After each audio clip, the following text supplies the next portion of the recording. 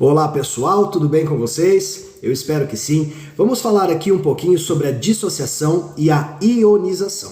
O que é a dissociação? A dissociação, pessoal, ela ocorre quando íons que já existem em um composto químico são separados uns dos outros, ou seja, o cátion é separado do ânion.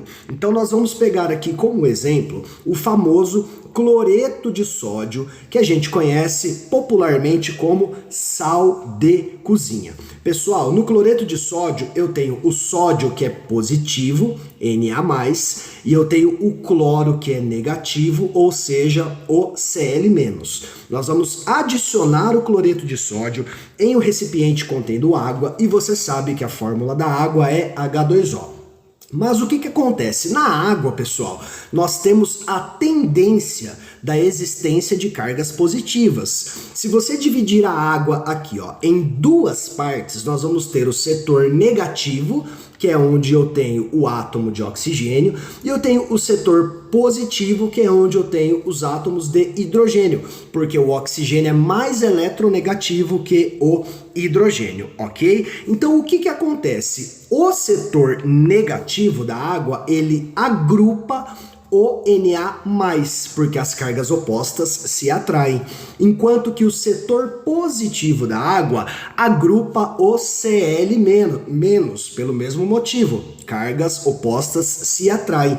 E esse agrupamento ele é tão intenso que as moléculas de água fazem com que os íons se separem. Então nós equacionamos isso da seguinte maneira: o NaCl em meio aquoso produz Na+ e Cl-. Então nós temos aqui a dissociação, ok?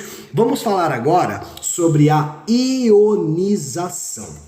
Pessoal, a ionização ela acontece geralmente em ácidos. O que significa ionizar? Significa formar íons a partir de um composto molecular. Então esses íons não existem, ok? Então nós temos aqui como exemplo o HCl, que é o ácido clorídrico. Para quem não se lembra, é o ácido existente no nosso estômago, tá legal? Então ali no HCl, pessoal, nós também temos setores positivos e negativos. A gente adiciona o HCl à água aqui para poder tomar como exemplo isso, tá legal? Então olha lá, o hidrogênio corresponde ao setor positivo e o cloro corresponde ao setor negativo. Aqui nós temos a tendência em formar um cátion e a tendência em formar um ânion. Por quê? Porque o cloro é mais eletronegativo que o hidrogênio. Eu deixei aqui para vocês, ó, em amarelinho, tá? O elétron do hidrogênio. E aqui os roxinhos são os elétrons do cloro. Aí vai acontecer a mesma coisa que aconteceu na dissociação, tá?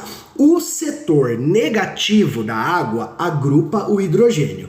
O setor positivo da água agrupa o cloro. E nesse momento, quando a água favorece a separação dos átomos, o cloro consegue remover o elétron do hidrogênio. E aí surge o H+ e o Cl-. Nós equacionamos da seguinte maneira: HCl em meio aquoso produz H+ e Cl-. Professor, qual é a diferença? Eu não vi diferença nisso. A questão é que lá no NaCl os íons já existiam, porque era uma ligação iônica. Eu já tinha Na+ e eu já tinha Cl-, eu só separei eles. Aqui os íons não existiam, porque a ligação era covalente. Eu separei o H do Cl. No momento que eu separei, aí que surgiu o H+ e o Cl-, tá legal? Beijos, abraços, bons estudos. Até a próxima!